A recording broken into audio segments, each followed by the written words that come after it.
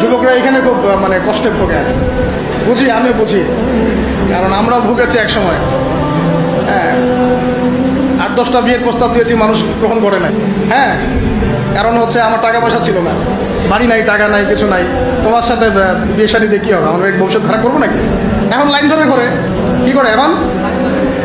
ওই জন্য একদিন বলেছি আপনাদেরকে, মানুষের অবস্থানকেই ভালোবাসে, এটা সত্য কথা।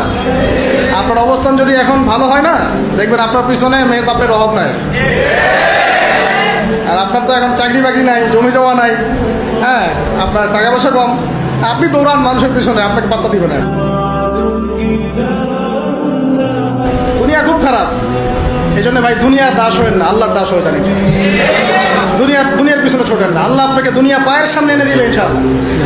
আপনি আল্লাহর হয়ে যান, দুনিয়া আল্লাহ পাক আপনাকে পায়ের সামনে এনে দিবেন ইনশাআল্লাহ।